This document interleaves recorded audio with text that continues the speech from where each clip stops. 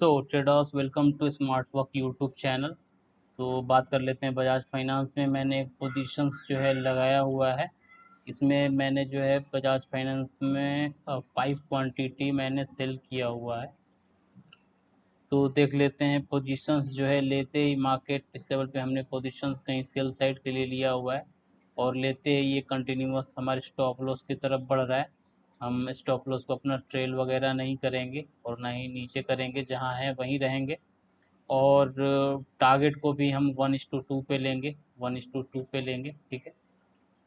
1:2.5 कर लेंगे, लेकिन 2 से कम नहीं करेंगे। ऐसा सोच कर चलना होगा, ऐसा करना होगा। रिस्क रिवार्ड मेंटेन करना होगा, तभी जाके मार्केट में कुछ जो है हमें प्रॉफिट देखने को मिलेगा। क्योंकि मार्केट में एक्यूरेसी जो है वो काम नहीं करती है, वो कभी कम ज़्यादा होती रहती है। तो जब तक रिस्क रिवार्ड मेंटेन नहीं करेंगे प्रॉफिट नहीं होगा, ठीक है। तो वेट करते हैं।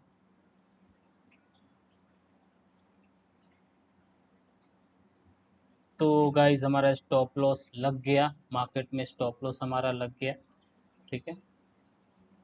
तो बात कर लेते हैं कि हमने पोजीशंस जो है क्यों बनाया इस लेवल पे। तो मैं बेसिकली छोटे टाइम फ्रेम में ही काम करता हूँ और पोजीशंस लेने की वजह थी ये डब्लू पैटर्न, ठीक है।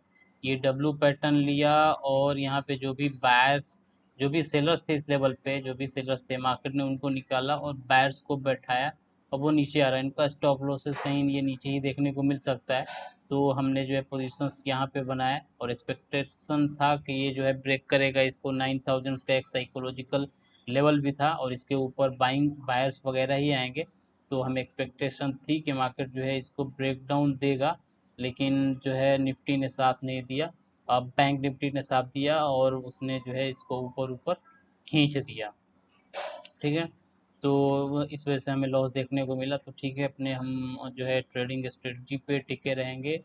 और सबसे ज़्यादा जो ज़रूरी है कि अपने लॉस को लिमिट करना अपने लॉस को, और ओवर ट्रेडिंग से बचना। तो मैं दिन में सिर्फ और सिर्फ एक ट्रेड करता हूँ, सिर्फ वन ट्रेड करता हूँ, जिससे मेरी ओवर ट्रेडिंग बिल्कुल अवॉइड हो जाता है। हालांकि ये कहीं ना कहीं रिवेंज मोड आता है और कहीं ना कहीं जो है ग्रीड आता है कि और कोई और काम कर लें उसमें, मतलब और भी पोजीशंस बना लें। लेकिन उस सब चीज़ को इम्प्रूवमेंट मैंने किया है। मैं सिर्फ वन ट्रेड ही लेता हूँ, जिससे मेरी ओवर ट्रेडिंग बच जाती है, जो कि रिवेंज और ग्रीड को कंट्रोल कर देता है और लॉस को भी लिमिट कर देता है। अब दूसरा चीज़ आता है प्रॉफिटेबिलिटी की। तो सबसे ज़्यादा ज़रूरी है रिस्क रिवार्ड को मेंटेन करना। तो मैं 1:2 पे फ़िलहाल काम कर रहा हूँ, ठीक है। और 1:2 से कम में काम करेंगे तो हमें जो है प्रॉफिट नहीं मिलेगा, क्योंकि एक्यूरेसी हमारी 40-50% के अराउंड है।